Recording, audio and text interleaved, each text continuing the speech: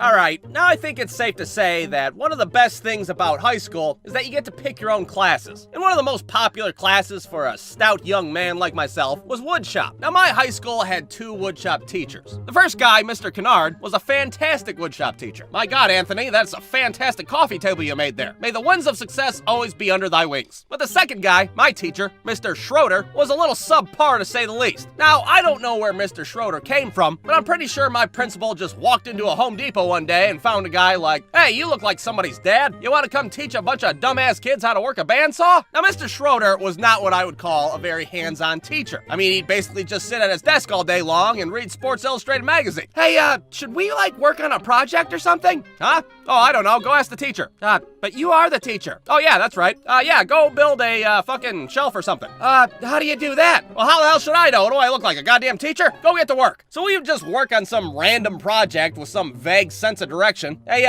do you know how to operate the radial arm saw?" "Dude, I don't even know how to put my fucking goggles on." Hell, some of the kids wouldn't even work on the project. They just screw around all period. "Hey, you want to go throw pencils at Derek while he's on the bandsaw?" "Okay." "Ow, what the?" "Hey, stop it! That's dangerous!" "Stop it! I mean it!" Oh my God, there's so much blood! So needless to say, under Mr. Schroeder's fantastic tutelage, all of our projects look like 2 turds smashed together. The only person that was actually good at woodworking was the only girl in the class. She was like a regular old Bob Vila, making all of our projects look like shit. But it didn't matter because Mr. Schroeder's lazy ass would just give everybody a B- and call it a day. Mr. Schroeder, I think there's been a mistake." "What? What do you mean? What are you talking about?" "Well, you gave me a B-, and then you gave Billy a B- over there, and all he did was glue a popsicle stick to a 2x4. "Hey, I like popsicles. Popsicles are good, even though they're cold and make my head hurt. B-."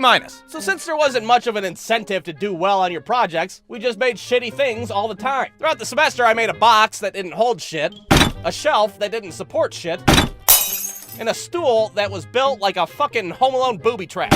Ah, my pelvis! But for our final project of the year, we had the task of designing and creating our own custom birdhouses. And boy, you can bet your ass they were some ugly birdhouses indeed. I mean, besides the Bob Vila chick, of course. Her ass over there building the fucking house from Prince of Bel-Air and shit. But I was a little less ambitious. My birdhouse, of course, was a duplex. Because, well, I lived in a duplex, and it was a shitty experience to say the least. Why shouldn't birds be able to share in the same shitty experience? Hey! Asshole, stop fucking cooking your Indian food down there. You're stinking up my whole living room. "Yeah, I'll get right on it, buddy. Just as soon as you stop having loud relations with your wife up there." Now, of course, all of our birdhouses looked like absolute garbage when we were done. My holes were all off center and my roof was barely hanging on. No bird's gonna want to live in this fucking house. Yeah, I think I'd rather get my ass snatched up by a hawk than live in this piece.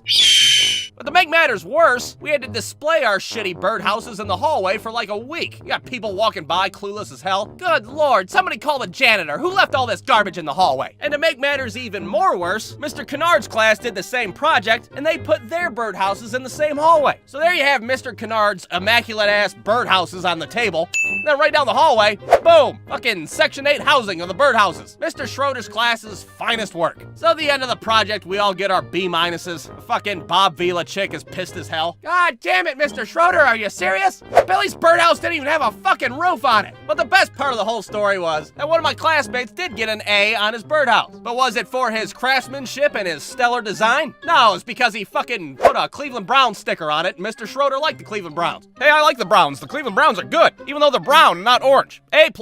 God damn it, are you kidding me?